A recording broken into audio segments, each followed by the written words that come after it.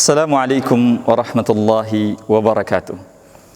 Alhamdulillahi wa kafa. Wassalatu wassalamu ala nabiyil mustafa Nabiyina Muhammad ibn Abdillah wa ala alihi wa sahbihi wa man walah. Amma ba'd. Segala puji bagi Allah Subhanahu wa taala atas segala limpahan nikmat yang Allah berikan kepada kita, sehingga di malam hari ini kita bisa melaksanakan kembali kajian kitab Riyadhus Shalihin, meskipun tidak bertatap muka secara langsung, tetapi hanya lewat media online.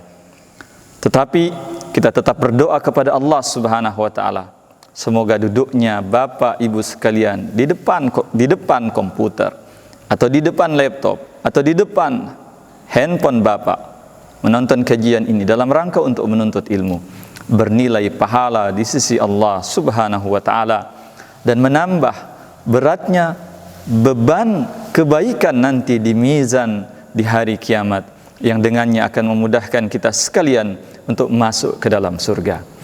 Jamaah yang dirahmati Allah, salawat beserta salam semoga tetap terkirimkan dan tercurahkan kepada junjungan kita, Nabi kita Nabi Muhammad sallallahu alaihi wasallam, beserta seluruh sahabat, keluarga, dan orang-orang yang berusaha untuk mengikuti sunnah beliau hingga hari kiamat nanti. Jamaah yang dirahmati Allah Subhanahu wa taala, di malam hari ini kita akan mengkaji babut taubah, bab tentang taubat dari kitab Riyadhus Shalihin karangan Imam An-Nawawi rahimahullah. Beliau berkata, atau beliau menyebutkan sebuah hadis yang diriwayatkan oleh Imam Muslim, wa an Abi Nujaid bi dhammin nun wa fathil jim, Imran ibn al-Husain al-Khuzai radhiyallahu anhuma. Kata beliau dari Abi Nujaid, Imran ibn Husain radhiyallahu anhuma, anna imra'atan min Juhaynah atat Rasulullah sallallahu alaihi wasallam wa hiya hubla. Bahwasanya ada seorang wanita yang mendatangi Rasulullah sallallahu alaihi wasallam, dan wanita ini dari Bani Juhaynah, dan wanita ini saat mendatangi Rasulullah sallallahu alaihi wasallam beliau dalam keadaan hamil, dan hamilnya adalah hamil disebabkan oleh zina. Subhanallah. Ya, hadis ini perlu kita untuk pelajari. Ada banyak sekali pelajaran yang sinkron dengan kejadian-kejadian kita di hari ini. Jamaah yang dirahmati Allah Subhanahu wa taala, wanita ini kemudian mengatakan kepada Nabi sallallahu alaihi wasallam, "Ya Rasulullah, wahai Rasulullah, asabtu haddan fa aqimhu alayya." Wahai Rasulullah sallallahu alaihi wasallam, saya telah melakukan sebuah perbuatan yang perbuatan ini mengharuskan saya untuk mendapatkan hukuman had dari Allah Subhanahu wa taala. Maka tolong tegakkan hukuman ini atasku.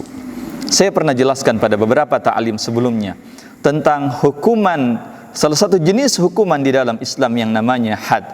Hukuman had ini secara ringkas adalah hukuman yang telah ditentukan oleh Allah Subhanahu wa taala, jenisnya seperti apa, berapa banyak besarannya sudah ditentukan oleh Allah Subhanahu wa taala. Contoh di antara hukuman had di dalam Islam adalah hukuman bagi pencuri. Ketika ada seorang yang kedapatan mencuri dan apa yang dicuri nilainya lebih dari nisab yang sudah ditentukan, maka sang pencuri di dalam Islam hukumannya adalah dipotong tangannya. Begitu pula jamaah dirahmati Allah Subhanahu wa taala, seorang pezina di dalam Islam apabila ketahuan berzina dan terbukti berzina, ada saksi yang mendukung atau atas pengakuan, maka hukumannya di dalam Islam, kalau dia masih bujang dicambuk 100 kali, dan kalau dia sudah menikah dirajam, dilempari batu sampai mati. Hukuman seperti ini di dalam Islam namanya adalah hukuman had. Jamaah yang dirahmati Allah Subhanahu wa taala, sang wanita ini datang kepada Nabi meminta untuk ditegakkan hukum kepadanya.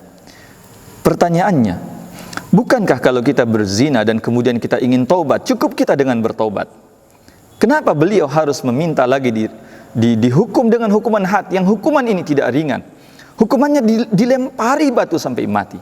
Apa yang menjadi dasar sang wanita, sang sahabiyah ini radhiyallahu taala anha datang kepada Nabi meminta ditegakkan hukum yang sangat berat kepadanya.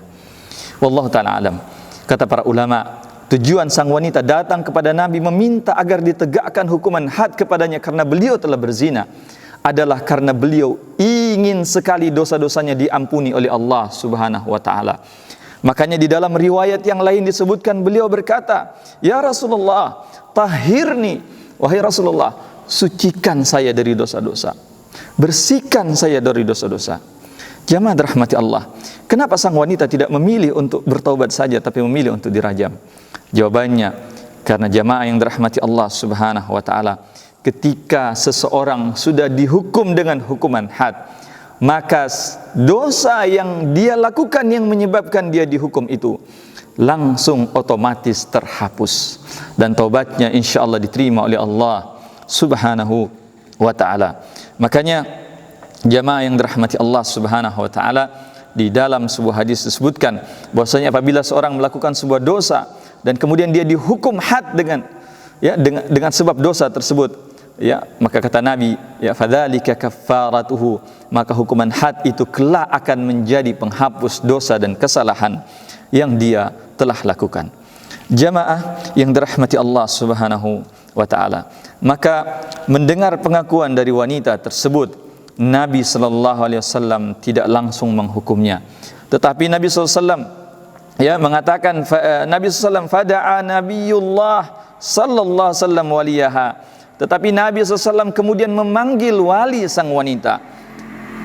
Nabi memanggil keluarga, kerabat laki-laki sang wanita untuk datang kepada Nabi SAW. Faqal, dan Nabi SAW berkata kepada walinya wanita tersebut, ahsin ilaiha, hendaklah engkau berbuat baik kepada wanita ini.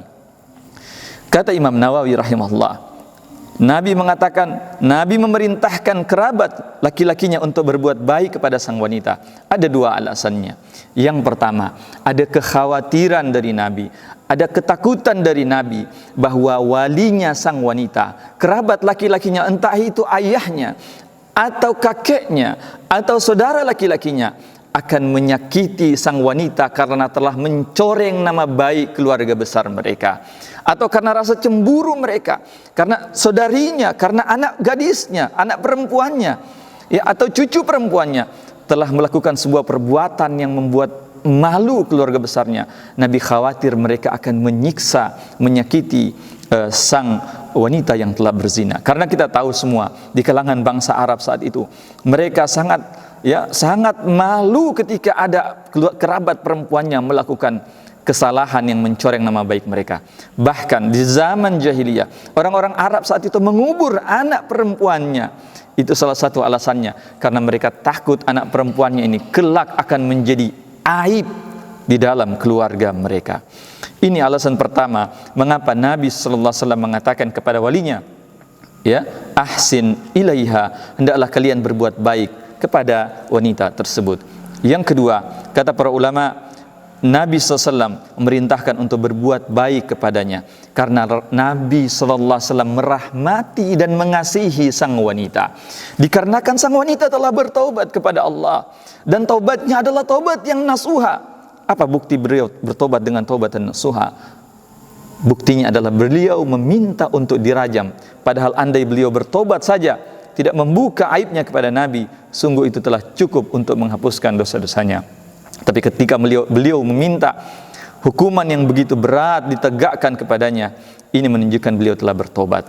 Maka Nabi sallallahu alaihi wasallam Nabi SAW memerintahkan kerabatnya sang wanita, walinya sang wanita, agar mereka berbuat baik kepada sang wanita. Kemudian kata Nabi sallallahu alaihi wasallam, fa idza wada'at fa'tini biha, dan apabila kelak sang wanita telah melahirkan, maka bawalah dia kepadaku. Tentu saja untuk ditegakkan hukum rajam kepada sang wanita tersebut.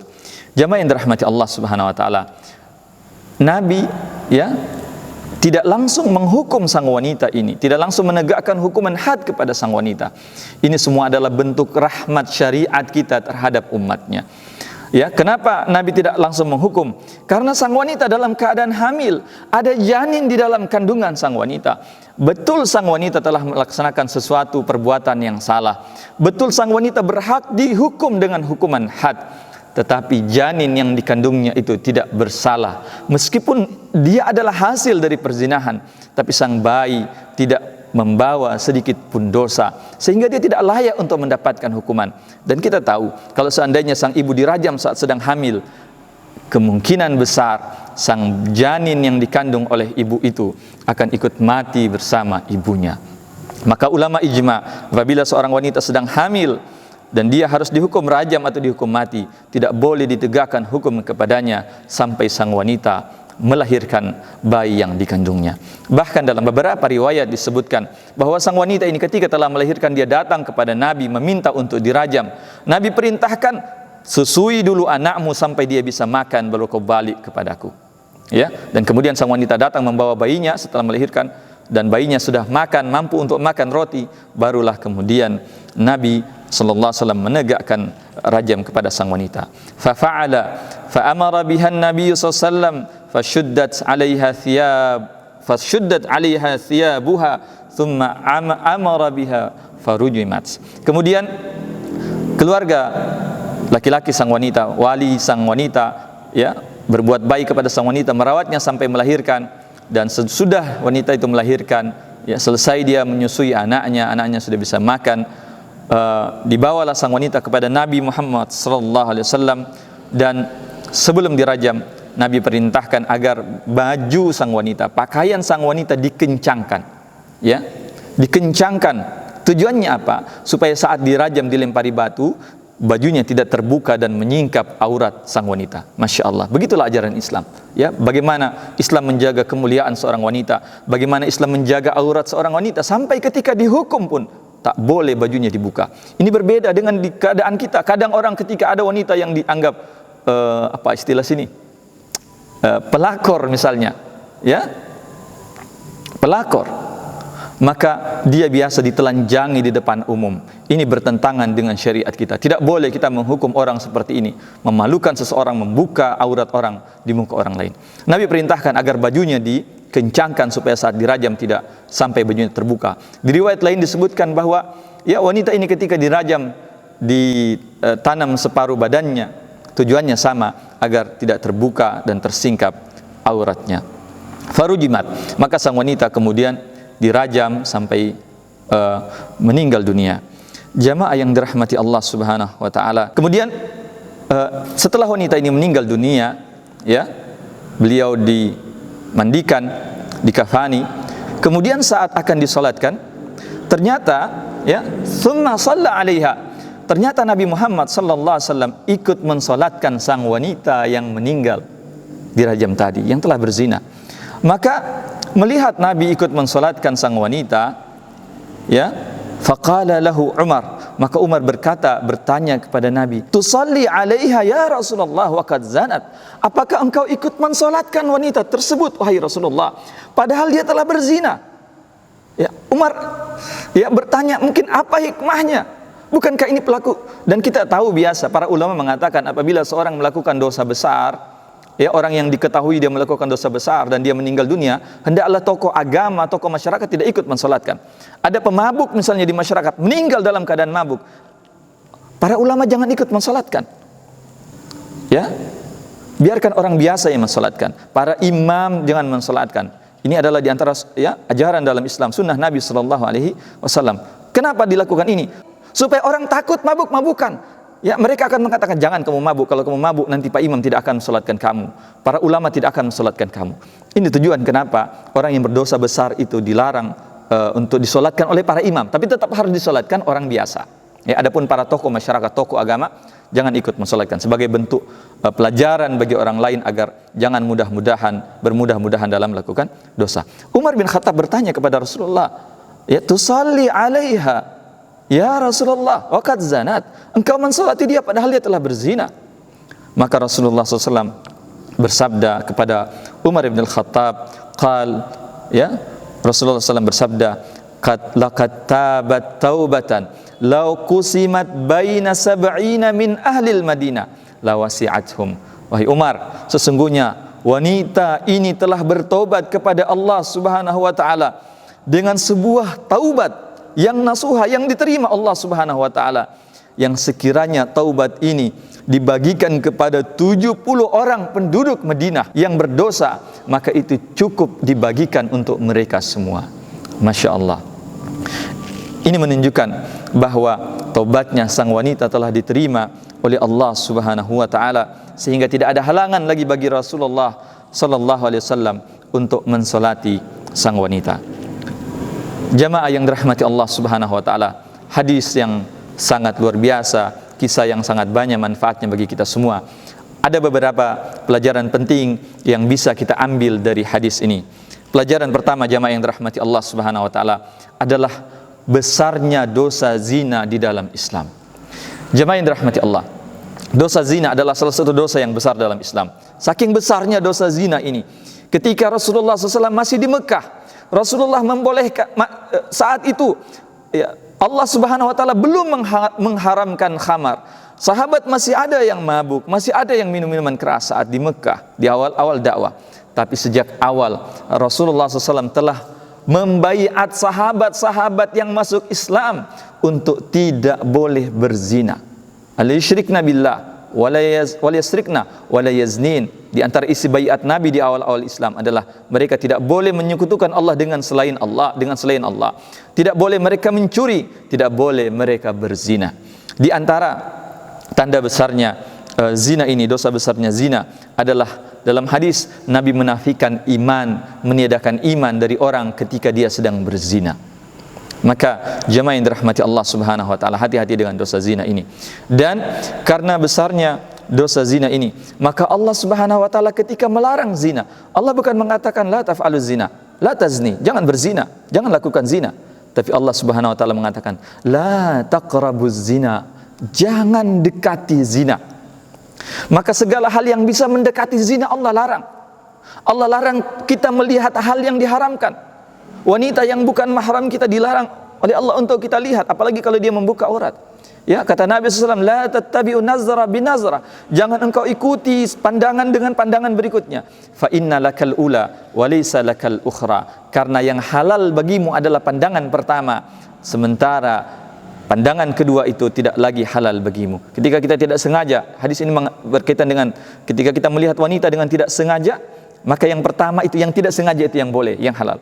Adapun yang kedua, ya, ini sudah hukumnya haram. Tapi bukan juga begitu kita lihat, kita lantas, ya, mata tidak berpindah, ikut terus kemana sang wanita tersebut pergi. Nah, ini sudah termasuk di dalam larangan. Maksudnya yang dilihat sengaja, langsung palingkan pandangan kita. Yang pertama itu hukumnya halal, yang kedua itu hukumnya haram. Jamaah yang dirahmati Allah Subhanahu wa taala, karena bahayanya dosa zina ini, maka Allah Subhanahu wa taala melarang wanita saat keluar rumah pakai parfum yang wanginya semerbak. Karena ini bisa menggoda syahwat laki-laki. Laki-laki itu selain tergoda oleh pandangan mata, selain tergoda oleh telinga, apa yang dia dengar, laki-laki bisa tergoda oleh wangi parfum wanita. Maka Nabi larang seorang wanita keluar pakai parfum.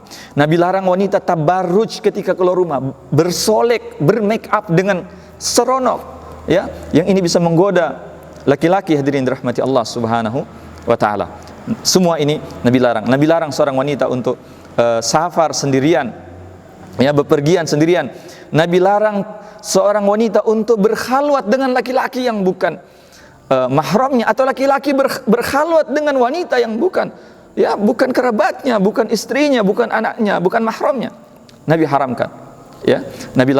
Para ulama mengharamkan ikhtilat, bergabungnya laki-laki dengan perempuan dalam satu ruangan tanpa ada hajat, tanpa ada kebutuhan. Semua ini demi mencegah jangan sampai jatuh ke dalam dosa zina, karena hukumannya sangat berat.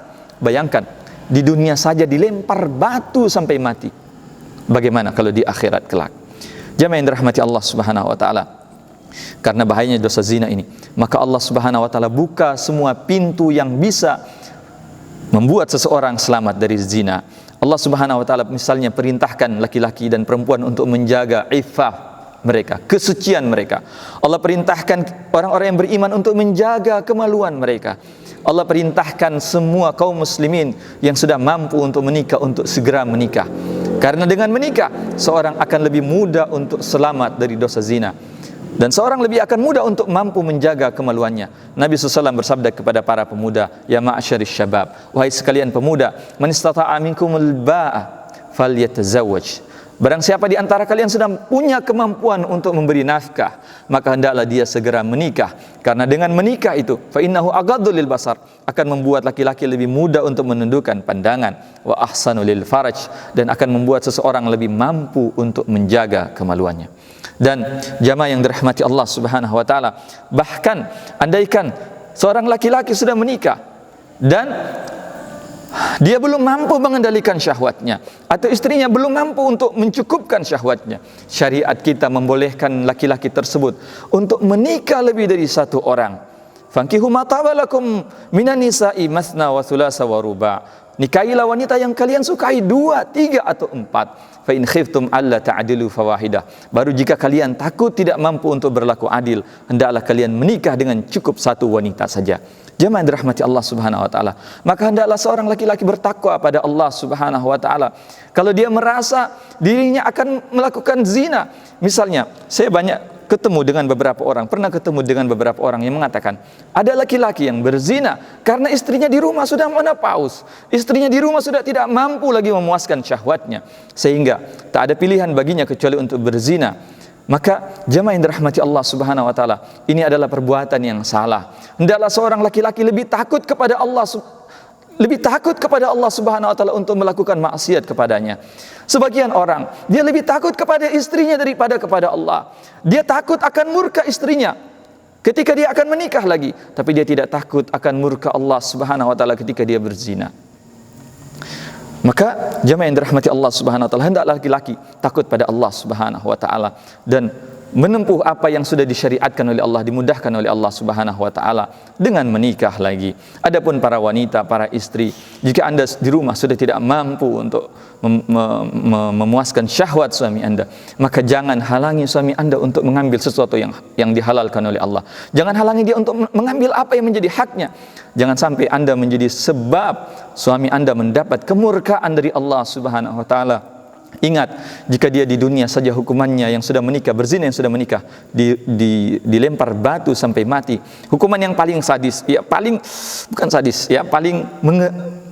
mengerikan di dalam Islam.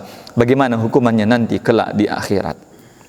Jamaah yang dirahmati Allah Subhanahu wa taala, bahkan di dalam Islam apabila seorang suami, sebaliknya apabila seorang suami tak mampu memuaskan hasrat istrinya, maka di dalam Islam sang suami diperintahkan untuk berobat selama 1 tahun. Dan kalau setelah setahun suami itu tidak bisa sembuh, istrinya dibolehkan untuk menuntut cerai ke pengadilan. Dan meskipun suami tidak mau bercerai, tapi kalau dia tidak mampu memuaskan syahwat istrinya, maka pengadilan hakim berhak untuk memutuskan hubungan di antara suami istri tersebut. Karena ada madarat, ada ketakutan sang istri akan jatuh di dalam zina, dan ini adalah memancing kemurkaan Allah Subhanahu wa taala.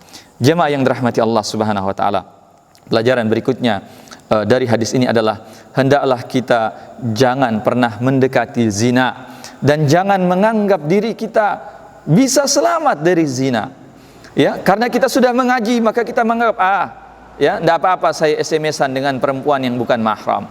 Karena saya sudah pakai cadar, pakai jilbab, maka kemudian tidak apa-apa saya duduk bareng dengan laki-laki yang bukan mahram saya.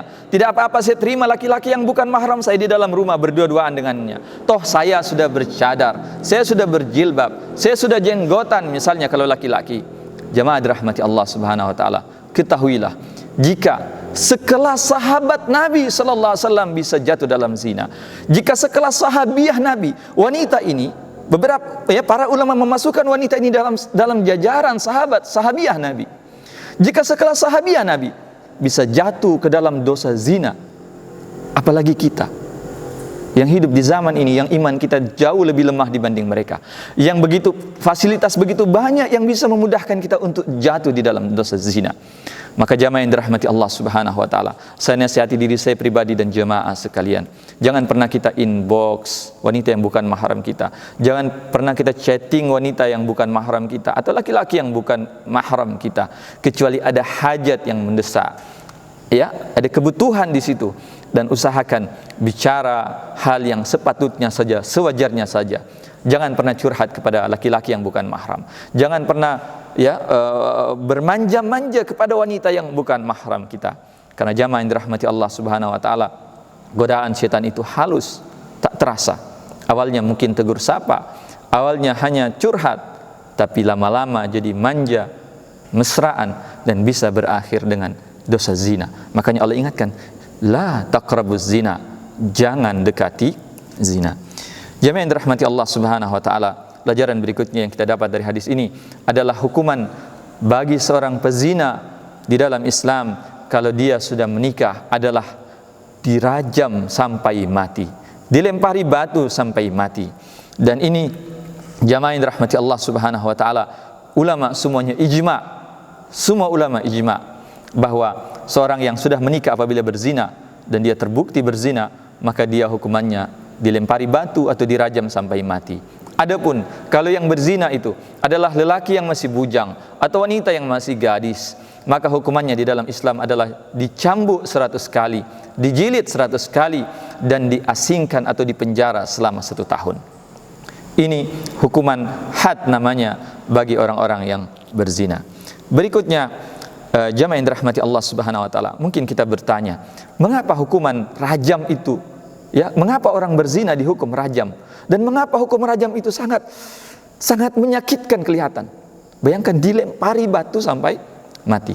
Syekh Utsaimin menjawab pertanyaan ini, beliau mengatakan di antara hikmah, yang maknanya adalah di antara hikmah seorang yang berzina itu dirajam sampai mati, kata beliau, karena apabila seorang telah berzina, apabila seorang melakukan zina, maka kelezatan dosa zina itu dirasakan oleh seluruh anggota tubuh kita.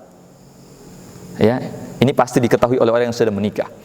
Kelezatan dosa zina itu dirasakan oleh seluruh anggota tubuh kita.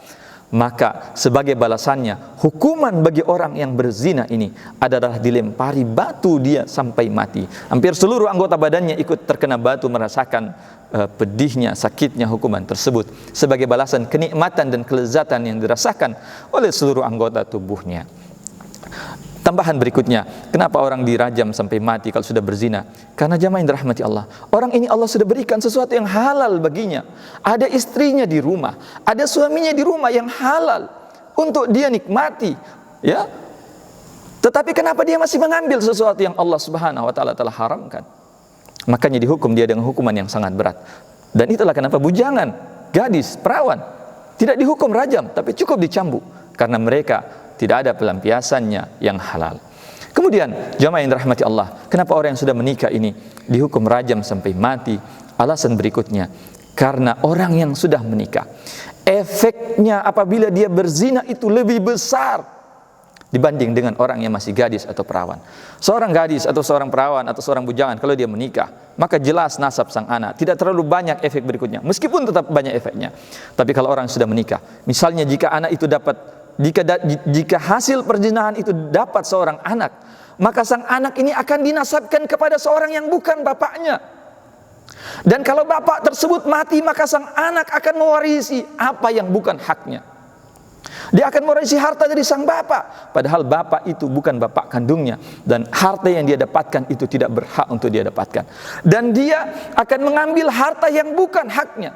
Kerabat-kerabat sang bapak, anak kandungnya, terhalangi untuk mendapatkan apa yang menjadi haknya. Ya, saudara sang bapak yang misalnya harusnya mendapatkan, bisa jadi tidak mendapatkan harta warisan disebabkan karena munculnya sang anak tadi yang seharusnya dia tidak mendapatkan harta warisan. Merusak nasab. Padahal syariat Islam sudah menjaga, ya, salah satu tujuan dari syariat Islam adalah menjaga nasab seseorang. Nah, zina ini kalau dilakukan orang yang sudah menikah ini akan merusak nasab. Jamaah yang dirahmati Allah Subhanahu wa ta'ala. Namun perlu kita ketahui bahwasanya hukuman had ini, hukuman bagi pezina ini tidak boleh sembarang kita tegakkan. Ya, jangan sampai ketika antum mendapatkan ada orang yang berzina, lantas ketika sudah menikah, ya, kalian ikat dia di batang pohon dan kalian lempari dia dengan batu. Ya. Atau ada kerabat kalian yang berzina, atau ada orang yang kalian dapatkan, istri kalian berzina atau suami kalian berzina. Ya, kalian telanjangi dia, kalian lempari dia dengan batu, atau kalian cambuk dia 100 kali kalau dia masih bujang. Ketahuilah hadirin rahmati Allah, karena dosa zina ini berkaitan dengan aib seseorang. ya, berkaitan dengan hukuman mati, hukuman cambuk, maka dalam Islam syariat ini tidak boleh sembarang dilakukan. Ada syarat-syarat yang sangat ketat agar hukuman ini bisa ditegakkan.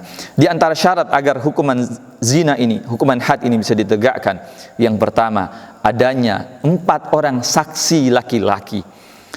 Dan 4 orang saksi laki-laki ini semuanya adalah laki-laki yang adil. Apa maksudnya adil? Adil maksudnya mereka adalah orang yang baik. Mereka melaksanakan sholat 5 waktu. Mereka ketika datang Ramadan berpuasa. Mereka tidak pernah diketahui melakukan dosa-dosa besar.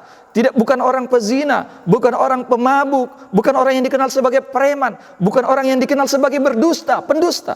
Mereka orang-orang yang baik, yang tidak mungkin mereka berdusta. Dan 4 orang laki-laki ini, jamaah yang dirahmati Allah Subhanahu wa taala, menyaksikan terjadinya proses zina sebagaimana masuknya sebuah timba ke dalam sumur, menyaksikan dengan jelas terjadinya perzinahan tersebut. Maka apabila ada yang 4 orang menyaksikan perzinahan, tapi hanya menyaksikan dari jauh misalnya, atau tidak jelas, hanya melihat ada 2 orang pasangan masuk ke dalam kamar kemudian menutup pintu. Ketika dibuka pintu, mereka dalam keadaan telanjang tapi tidak melakukan zina, tidak sedang dalam posisi berzina. Kesaksian semacam ini di dalam Islam tidak bisa dijadikan sebagai landasan menghukum kedua orang tersebut dengan hukuman had. Ya, harus betul-betul melihat dengan mata kepala sendiri. Atau di antara 4 orang ini, ternyata ada seorang di antara mereka yang suka mabuk, atau di antara mereka ada yang terkenal suka berdusta, maka kesaksian mereka ditolak dan bahkan mereka yang dihukum cambuk. Dalam Islam tak boleh kita sembarang menuduh orang berzina. Apabila kita mengatakan si fulan telah berzina, maka wajib bagi kita mendatangkan 4 orang saksi. Dan jika tidak ada 4 orang saksi, kitalah yang akan dihukum cambuk. Jemaah yang dirahmati Allah Subhanahu wa taala. Kemudian pelajaran berikutnya dari hadis ini adalah hukuman had ini, ya, adalah bentuk taubat yang paling tinggi di dalam Islam. Ya, kalau kita melakukan dosa zina, maka bentuk taubat kita yang paling tinggi adalah dengan dihukum had. Dan hukuman ini, jamaah yang dirahmati Allah Subhanahu wa taala, apabila diterapkan kepada seseorang, otomatis langsung menghapuskan dosa zina tersebut. Makanya di dalam hadis Rasulullah SAW bersabda, dalam hadis yang lain Rasulullah SAW bersabda, "Wa man fa'ala syai'an min dzalika fa uqiba bihi fid dunya fahuwa kafaratuhu." Maka siapa saja yang melakukan dosa tersebut dan dia dihukum dengan hukuman had, ya, maka kata Nabi, fahuwa kafaratuhu, maka hukuman had tersebut menjadi kafarat bagi dirinya. Dan itulah kenapa jamaah yang dirahmati Allah Subhanahu wa taala, ketika Umar mengatakan kenapa Rasulullah menyalatkan lagi wanita tersebut padahal dia telah berzina, Nabi menjawab, katabat taubatan law qusimat baina sab'ina min ahli al-Madinah lawasi'atkum. Wanita ini sungguh telah bertaubat dan pertaubatannya diterima oleh Allah, dan sekiranya taubat ini dibagikan kepada 70 orang penduduk Madinah yang berdosa, maka itu cukup bagi mereka. Jamaah yang dirahmati Allah Subhanahu wa taala. Namun di negara kita ini yang belum diterapkan hukuman had padanya, ya, tentu saja kita tidak boleh kita misalnya ada yang berzina kemudian dia ingin menebus dosanya, dia datang ke misalnya ke ustaz, tolong ya lempari saya sampai batu. Ajak jamaah masjid Imam Syafi'i, ya saya sudah berzina, tolong ikat saya di pohon mangga dan lempari saya ikhlas, ya lempari saya dengan batu sampai mati. Yang perlu kita ketahui, yang berhak untuk menegakkan hukum ini hanyalah pemerintah. Ya, sekedar ormas atau sekedar yayasan atau sekedar jamaah masjid tidak boleh menerapkan hukuman ini. Lantas apa yang harus dilakukan? Yang harus dilakukan apabila kita telah terlanjur berzina, hendaklah kita bertobat kepada Allah Subhanahu wa taala dengan sebenar-benarnya tobat. Dan ini di dalam kasus yang lain, ketika ada yang mengaku berzina, Rasulullah perintahkan untuk bertobat. Ya, nanti ketika orang ini ngotot, barulah Rasulullah kemudian menerapkan hukuman had kepadanya. Ya, maka cukup bagi kita untuk bertobat kepada Allah Subhanahu wa taala dengan sebenar-benarnya tobat. Ya, dan tobat yang nasuha itu, ya, kata para ulama ada 3 syaratnya. Yang pertama, hendaklah dia segera berhenti dari maksiat tersebut, berhenti dari zina tersebut. Yang kedua, hendaklah dia menyesali perbuatan tersebut. Ya, cara menyesalinya adalah salah satunya dengan dia menangis pada Allah. Ya, menyesal semua perbuatannya. Jangan malah dia yang membicarakan dan berbangga dengan dosa tersebut. Dan yang ketiga, hendaklah dia berazam, bertekad yang kuat untuk tidak mengulangi dosa tersebut. Ini syarat taubatan nasuha. Dan jamaah yang dirahmati Allah Subhanahu wa taala, apabila dia telah melakukan dosa zina dan hendak bertobat, hendaklah dia banyak-banyak melakukan perbuatan baik setelahnya. Hendaklah dia banyak bersedekah, karena sedekah itu memadamkan, menghapuskan dosa, sebagaimana air yang bisa memadamkan api. Banyak-banyak bersedekah. Hendaklah dia banyak-banyak beristighfar kepada Allah Subhanahu wa taala. Hendaklah dia banyak berbuat baik, memberi makan orang yang fakir dan miskin, memberi makan anak yatim. Ya, karena sebagaimana kita ketahui dalam hadis yang masyhur, ada seorang pezina yang Allah ampuni dosanya. Dengan sebab apa? Dengan sebab dia memberi minum seekor anjing yang kehausan. Jamaah yang dirahmati Allah, kalau sekedar memberi minum seekor anjing Allah hapuskan dosa seorang pezina, bagaimana yang kalau kita beri minum itu adalah manusia? Bagaimana yang kalau kita beri makan itu adalah seorang mukmin yang beriman kepada Allah? Hanya saja saat itu dia sedang Allah takdirkan untuk menjadi orang yang fakir dan miskin. Tentu saja hal ini lebih bisa menghapuskan dosa yang telah kita lakukan. Jamaah yang dirahmati Allah Subhanahu wa taala, pelajaran penting dari hadis ini adalah dibolehkan bagi seseorang untuk mengakui dosanya kepada hakim atau kepada imam atau kepada pemerintah, tapi dengan syarat dia mengakui dosanya untuk meminta ditegakkan hukum kepadanya. Adapun kalau dia mengakui dosanya untuk diketahui orang atau untuk supaya viral, supaya dia berbangga-bangga dengan dosa tersebut, maka ini hukumnya haram dan ini termasuk dosa yang besar. Rasulullah sallallahu alaihi wasallam bersabda dalam sebuah hadis, kullu ummati mu'afin. Ya, semua umatku akan diampuni dosanya oleh Allah Subhanahu wa taala, illal mujahirin, kecuali al-mujahirin. Maka sahabat bertanya, "Ya Rasulullah, apa itu mujahirun?" Rasulullah SAW kemudian bersabda kepada sahabat-sahabatnya, alladzi yaf'alu dzamba, yaitu orang-orang yang melakukan dosa, tsumma yasturuhullah, kemudian dosa ini ditutupi oleh Allah. Tak ada yang tahu dosa itu, hanya dia dan Allah yang tahu dosa tersebut. Ya. Tetapi tsumma yusbihu yatahaddatsu bih, tetapi ketika datang pagi hari, keesokan harinya dia menceritakan dosa yang dia telah kerjakan kepada orang-orang. Maka orang ini, kata Nabi, Allah tidak akan ampuni dosa yang telah dia lakukan. Jamaah yang dirahmati Allah Subhanahu wa taala, pelajaran penting berikutnya dari hadis ini adalah hendaklah kita berbuat baik kepada orang yang sudah bertobat, sebagaimana Nabi SAW berbuat baik kepada sang wanita, dan Nabi perintahkan kerabat sang wanita untuk berbuat baik kepadanya. Maka apabila ada seorang kerabat kita atau keluarga kita atau teman kita yang melakukan dosa kemudian dia bertobat, hendaklah kita berbuat baik kepadanya dan jangan menyakitinya. Jangan kita ungkit-ungkit dosanya yang telah dia tinggalkan. Jangan kita gali lagi kesalahan-kesalahannya di masa lalu. Karena jamaah yang dirahmati Allah, bisa jadi dengan kita mengungkit-ungkit dosanya akan membuat dia kembali ke masa jahiliyahnya, kembali melakukan dosa yang sama. Dan termasuk berbuat baik kepada orang yang sudah bertobat ini, apabila ada kerabat kita, ada teman kita yang berhenti dari pekerjaan yang haram, kemudian dia memulai usaha baru, dia mulai mencari nafkah dengan cara yang baru, hendaklah kita memudahkan dia dan membantu dia untuk mencari nafkah yang halal, mencari rezeki yang halal. Jika dia jualan, maka beli jualan tersebut. Jika dia butuh modal, modali dia untuk berusaha. Jika antum punya kelebihan, karena harapannya dengan kita memudahkan dia, membantu dia, itu akan membuat dia makin istiqomah di jalan Allah, akan makin tegar di atas taubatnya kepada Allah Subhanahu wa taala. Karena jamaah yang dirahmati Allah, betapa banyak orang yang bertobat dari harta yang haram, tapi karena hidupnya susah, tak ada yang membantu, akhirnya dia kembali ke dalam dosa yang lama tersebut. Jamaah yang dirahmati Allah Subhanahu wa taala, pelajaran berikutnya yang bisa kita dapatkan dari hadis ini adalah tingginya iman dan pengorbanan para sahabat-sahabat Nabi. Betul, para sahabat Nabi bukanlah orang yang maksum, ya. Mereka seperti kita, bisa berbuat salah dan bisa terjatuh dalam dosa. Hadis ini menjadi bukti bahwa sahabat Nabi dengan ketinggian iman mereka pun bisa jatuh di dalam dosa dan maksiat. Tapi jamaah yang dirahmati Allah, yang paling penting dari pelajaran hadis ini adalah ketika sahabat Nabi berbuat dosa, maka mereka berusaha untuk segera melakukan amalan yang bisa menghapuskan dosa mereka tersebut.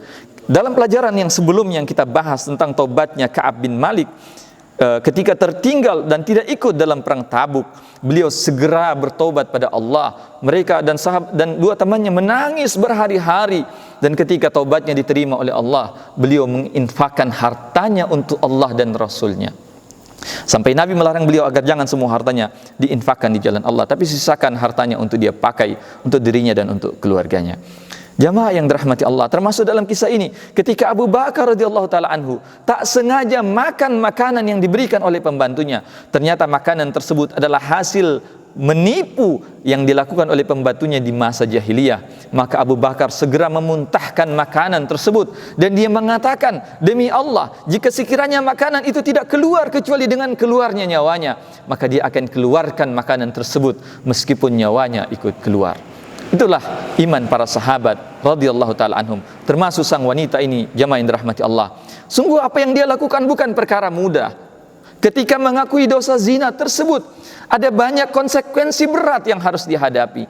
Dia akan mempermalukan keluarganya, akan membuat noda hitam di wajah keluarga besarnya. Dan kita tahu orang Arab saat itu sangat menjaga kehormatan keluarga mereka.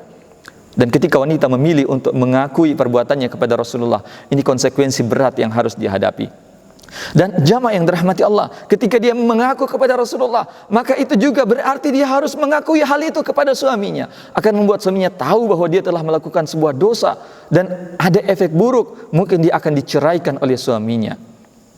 Ini ya bukanlah suatu hal yang mudah, dan efek yang paling berat yang harus dihadapi oleh sang wanita adalah nyawanya akan hilang. Dia tahu bahwa kalau dia mengaku kepada Nabi sallallahu alaihi wasallam akan hukum dia dengan hukum rajam, dilempari batu sampai mati. Tapi jamaah yang dirahmati Allah, keimanannya sahabiah ini ya yang begitu tinggi membuat dia mengorbankan apa yang paling berharga dari dirinya, nyawanya, untuk mendapatkan ridha Allah Subhanahu wa taala. Jamaah yang dirahmati Allah Subhanahu wa taala, maka itulah kenapa dalam manhaj Ahlus Sunnah wal Jamaah kita tidak boleh mencela sahabat-sahabat Nabi. Karena meskipun sahabat-sahabat Nabi melakukan kesalahan, tapi mereka telah diridhoi oleh Allah Subhanahu wa taala, dan cukup kesalahan mereka kita ambil sebagai pelajaran untuk diri kita. Adapun mencela mereka, menghina mereka, ini hukumnya haram di dalam agama kita. Dan ulama Ahlus Sunnah wal Jamaah sepakat akan keharaman mencela sahabat-sahabat Nabi. Apalagi Nabi SAW telah mengingatkan kita, la tasubbu ashabi, jangan pernah kalian mencela sahabat-sahabatku. Jamaah yang dirahmati Allah Subhanahu wa taala, lihatlah bagaimana wanita ini ketinggian imannya membuat dia memilih sesuatu yang paling berharga dalam dirinya dikorbankan agar untuk mendapatkan ridha Allah Subhanahu wa taala. Pelajaran yang sangat penting, manfaat untuk dirinya, dosanya diampuni oleh Allah Subhanahu wa taala, dan kisah wanita ini menjadi pelajaran untuk kita sekalian. Untuk kita yang lebih banyak dosanya dibanding dengan wanita ini, hendaklah kita bertobat pada Allah Subhanahu wa taala dengan sebenar-benarnya tobat. Akhirnya jemaah yang dirahmati Allah Subhanahu wa taala, sampai di sini dulu perjumpaan kita dan pembahasan kita pada malam hari ini. Insyaallah kita akan sambung pada pekan yang akan datang. Semoga Allah Subhanahu wa taala menjaga diri kita dan menjaga anak keturunan kita dari terjatuh di dalam dosa zina. Dan semoga Allah Subhanahu wa taala mengampuni segala dosa-dosa kita. Andaikan di masa lalu kita pernah terjatuh di dalam dosa zina, baik zina tangan, zina kaki, zina mata, zina lisan, zina telinga, dan zina kemaluan. Semoga Allah Subhanahu wa taala ampuni segala dosa-dosa kita tersebut. Dan sekiranya kita pernah berzina dan belum sempat bertaubat, saya berdoa kepada Allah Subhanahu wa taala, semoga Allah mudahkan kita untuk bertaubat kepadanya. Allah berikan kita taufik untuk bisa kembali bertaubat kepadanya. Allah bukakan pintu taubat untuk kita, dan kita sempat bertaubat sebelum ajal mencapai kerongkongan kita dan sebelum pintu taubat ditutup oleh Allah Subhanahu wa taala. Semoga Allah ampuni dosa kita, dosa kedua orang tua kita, dosa guru-guru kita, dan dosa semua umat Muslim yang masih hidup saat ini. Dan semoga Allah Subhanahu wa taala kumpulkan kita di dalam surganya sebagaimana Allah pernah kumpulkan kita di dunia ini. Amin ya rabbal alamin. Subhanakallahumma wa bihamdika asyhadu an la ilaha illa anta astaghfiruka wa atubu ilaik. Wassalamu alaikum warahmatullahi wabarakatuh.